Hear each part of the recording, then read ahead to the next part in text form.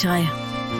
ഹാ, രാവിലെ കടയിൽ ഇടേണ്ടതിന് പകരം പത്രം ഇവിടെ ഇട്ടേച്ച് പോകും. ഇനി നമ്മൾ അതെടുത്ത് അവിടെ കൊണ്ടുവയ്ക്കണം. ഓ പിന്നെ 10 രൂപയുടെ ചായ കുടിക്കാൻ വരുന്നവർക്ക് വായിക്കാനല്ലേ. പത്രം ഇവിടെ കിടക്കട്ടെ. ആ ദേ, ചായ ആറിപ്പോയിന്നും പറഞ്ഞ് ബഹളം ഉണ്ടാക്കരുത്. പറയുമ്പോ ചൂടാക്കി തരാനൊന്നും പറ്റൂല. ആ പിന്നെ ശ്യാമ പോയിട്ട് അവിടെ എത്തിയെന്ന് പറയാൻ മാത്രം വിളിച്ചു. പോണ്ടിച്ചേരി ടൗണിൽ തന്നെയാ താമസമെന്ന് അറിഞ്ഞു. ബാക്കി കാര്യങ്ങളൊന്നും തന്നെ പറഞ്ഞില്ല.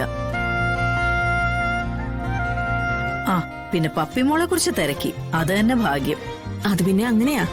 വീട് വിട്ടു പോയാ പിന്നെ വീട്ടിലുള്ളവരെ കുറിച്ച് ചിന്തയില്ലല്ലോ. ഓ, നീ പിന്നെ എങ്ങനെയായിരുന്നു? നിന്റെ ഒരു വിവരം ഇല്ലായിരുന്നല്ലോ പോയിട്ട്. അത് പിന്നെ എനിക്ക് ഫോണ് പോലും തരാതെ എന്നെ അവിടെ ഇട്ട് കൊല്ലാക്കൊല്ല ചെയ്യല്ലായിരുന്നോ? കൊറേയൊക്കെ നിന്റെ കയ്യിലും തെറ്റുണ്ട് ശാരിക. അവര് നിന്റെ ഭർത്താവിന്റെ അമ്മയാണ്. നിന്റെ ഈ സംസാരമൊന്നും മര്യാദ കടന്ന രീതിയിലല്ല. അപ്പൊ അവര് കാണിക്കുന്നതോ? അവരെന്നെ അവിടെ ഇട്ട് കൊല്ലാക്കൊല്ല ചെയ്തതൊന്നും അച്ഛൻ അറിയണ്ടല്ലോ. അച്ഛൻ അവര് പറയുന്നതാ ന്യായം. ശാരിക, അവര് നിന്റെ അമ്മായിയമ്മയാണ്. ലോകത്ത് അമ്മായിമ്മയും മരുമോളും സ്നേഹത്തോടെയും ഒത്തൊരുമയോടെയും കഴിയുന്നതേ വളരെ വിരളമായേ കാണൂ. ബാക്കി എല്ലാ വീട്ടിലെയും സ്ഥിതി ഇതിനേക്കാൾ കഷ്ടമാണ്. പലരും അഡ്ജസ്റ്റ് ചെയ്ത് മുന്നോട്ട് പോകുന്നതേ ഉള്ളൂ. നിനക്കത് അഡ്ജസ്റ്റ് ചെയ്യാൻ പറ്റിയില്ല. അത് പിന്നെ ഞാൻ ഇനിയിപ്പൊ അതും ഇതും പറഞ്ഞ അച്ഛനും മോളും കൂടെ വഴക്കടിക്കണ്ട. കഴിഞ്ഞത് കഴിഞ്ഞു. ഇനി എന്തായാലും രാജീവിന്റെ ഭാഗത്തുനിന്നൊരു നീക്കം ഉണ്ടാവട്ടെ.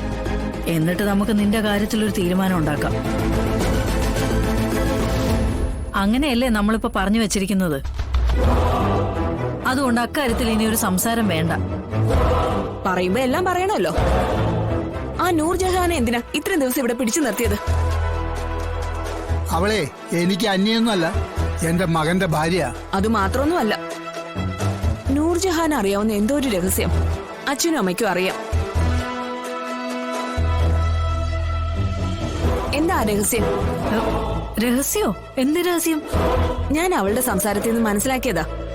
ആ ഒരു ബലത്തിലാ അവൾ ഇത്രയും ദിവസം ഇവിടെ നിന്നത്. അവളെ കണ്ടപ്പോ അച്ഛനും അമ്മയും പേടിക്കുന്നതും പരിഭ്രമിക്കുന്നതും ഞാൻ കണ്ടതാ. നീ എന്തൊക്കെയാ വിളിച്ചു പറയുന്നത്?